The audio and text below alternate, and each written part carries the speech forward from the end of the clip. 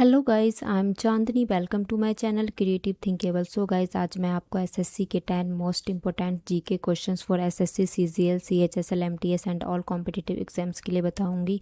And ये आपके सारे कॉम्पिटिटिव एग्जाम्स के लिए बहुत ही हेल्पफुल होंगे। तो देखते हैं आज का क्वेश्चन नंबर फर्स्ट। आगरा का किला किस मुगल सम्राट ने बनवाया था? ए जहांगीर, बी शाहजहां, सी अकबर, डी औरंगजेब। तो गाइस, आगरा का किला किस मुगल सम्राट ने बनवाया था? वो थे सी अकबर। आगरा का किला अकबर ने बनवाया था। तो option C is the right answer. Question number second. निम्नलिखित में से कौन सी पुस्तक जवाहरलाल नेहरू द्वारा नहीं लिखी गई है? A an autobiography, C the broken wing, C a bunch of old letters, D the discovery of India. तो इसमें से an autobiography, a bunch of old letters, the discovery of India, ये तीनों जवाहरलाल नेहरू द्वारा लिखी गई थी। जो नहीं लिखी गई है वो है द ब्रोकन विंग।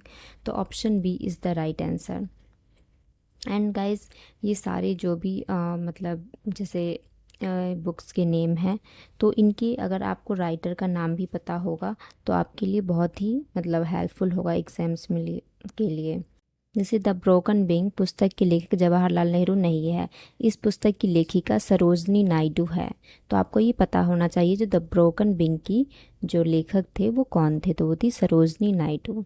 ठीक है, यह उनकी कविताओं का संग्रह है। यह पुस्तक की रचना उन्होंने वर्ष 1915 से 16 के दौरान की थी। तो आपको ये पता होना चाहिए कब की थी, 1915 से 16 के दौरान। और सरोजनी नायडू एक प्रसिद्ध स्वतंत्रता सेनानी, लेखिका व कुशल राजनीतिज्ञ थी। तो उनका जन्म कब हुआ था? 13 फरवरी 1879 को हैदराबाद में हुआ था। तो कभी कभी सरोजनी नायडू का जन्म भी पूछ लिया जाता है, तो वो हुआ था 13 फरवरी 1879 को। एंड उनकी कविता संग्रह बर्ड ऑफ टाइम व गोल्डन थ्रेशोल्ड ने उन्हें एक सुप्रसिद्ध कवि बना दिया था। तो उनकी लोकप्रियता के कारण ही उन्होंने वर्ष 1925 में कांग्रेस के कानपुर अधिवेशन की अध्यक्षता भी की थी। तो ये सारी चीज़ें मैंने आपको बता दिया है जो भी इम्पोर्टेंट था, जो पूछे जा सकते हैं। तो option be the broken wing is the right answer. Question number third.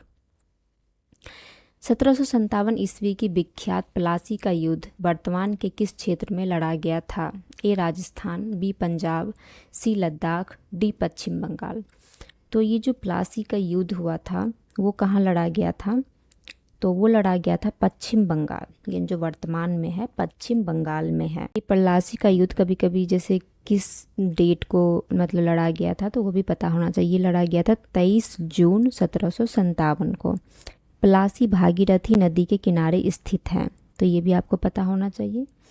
And Plassey का युद्ध अंग्रेज सेनापति रॉबर्ट क्लाइव तथा बंगाल के नवाब सिराजुद्दौला के बीच हुआ था। किसके बीच हुआ था? रॉबर्ट क्लाइव तथा बंगाल के नवाब सिराजुद्दौला के बीच हुआ था, जिसमें नवाब अपने सेनापति मीर जाफर की धोखाधड़ी के कारण पराजित हुआ।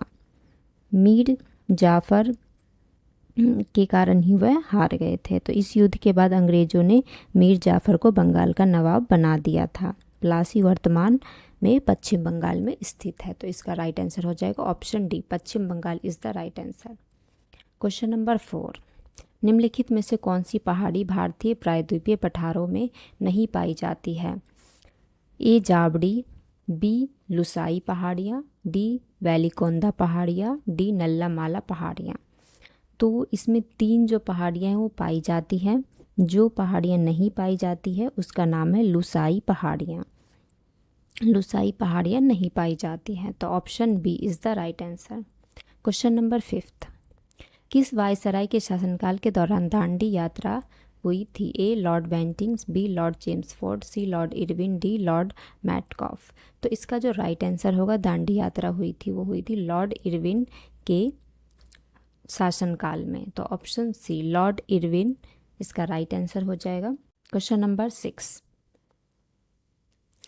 भारतीय संविधान के किस अनुच्छेद के तहत किसी राज्य में राष्ट्रपति शासन लागू किया जा सकता है? ए अनुच्छेद 368, बी अनुच्छेद 356, सी अनुच्छेद 350, डी अनुच्छेद 325।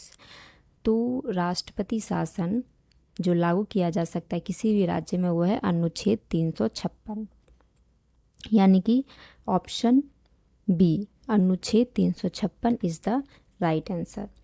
एंड गाइस, ये अनुच्छेद 356 जैसे भारतीय संविधान के अनुच्छेद 356 के तहत किसी राज्य में राष्ट्रपति शासन लागू किया जा सकता है। साथ ही इस अनुच्छेद के तहत यदि किसी राज्य का संवैधानिक तंत्र असफल हो गया हो तो वहाँ राज्यपाल की रिपोर्ट के आधार पर राष्ट्रपति शासन लागू किया जा सकता है। राष्ट्रपति शासन के समय राज्यपाल राज्य का वास्तविक प्रमुख होता है, तो ये भी आपको पता होना चाहिए।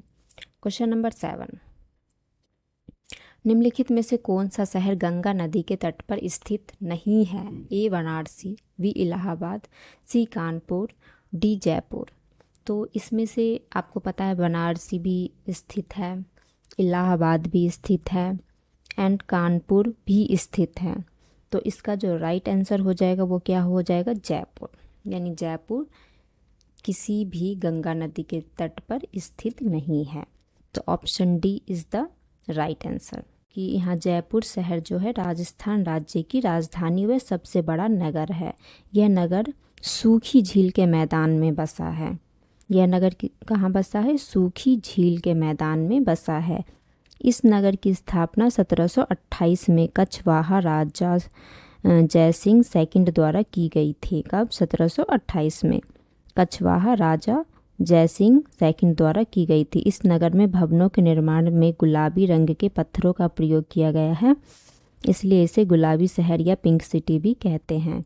यहाँ हवा महल, जंतर मंतर, जल महल व अमोर का किला प्रसिद्ध दर्शनीय स्थल है। कौन कौन से? जंतर मंतर, जल महल, अमोर का महल और हवा महल।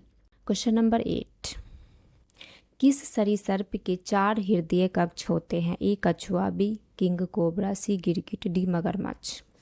तो इसका जो राइट आंसर हो जाएगा वो हो जाएगा हमारा मगरमच्छ। मगरमच्छ के 4 हृदय कवच होते हैं, तो इसका राइट आंसर हो जाएगा option D is the right answer. Question number 9, किस खेल से वजीर, घोड़ा, राजा और रानी शब्द संबंधित है? ए बैडमिंटन, बी क्रिकेट, सी शतरंज, डी टेनिस। तो मे बी ये आप लोग को पता भी हो, ये शतरंज। शतरंज में ही वजीर, घोड़ा, राजा और रानी वर्ड्स होते हैं, तो ऑप्शन डी शतरंज is the right answer. Question number 10 and last, छत्रक शिला किस प्रकार के प्राकृतिक भूगोल संबंधित क्षेत्र में पाई जाती है? ए मरुस्थल, बी तटीय मैदान, सी पठार, डी पहाड़। तो गाइस ये जो छत्रक शिला है वो मरुस्थल के प्राकृतिक भूगोल संबंधित क्षेत्र में पाई जाती है, तो इसका राइट आंसर हो जाएगा ऑप्शन ए। एंड गाइस छत्रक शिलाओं का निर्माण पवनों द्वारा चट्टानों के निचले भाग में अत्यधिक आघर्षण के द्वारा होता है, जबकि चट्टानों के ऊपरी भाग अप्रभावित रहता है। छत्रक शिला को सहारा रेगिस्तान में गारा कहते हैं। क्या रेगिस्तान में क्या कहते हैं? गारा। तो इसका राइट आंसर हो जाएगा ऑप्शन ए मरुस्थल। गाइज आई होप आपको ये सारे क्वेश्चंस पसंद आए होंगे और आपके आने वाले जो भी एग्जाम्स है कॉम्पिटिटिव उसके लिए बहुत ही हेल्पफुल होंगे। तो guys thank you so much for watching my video. We will meet in my next video.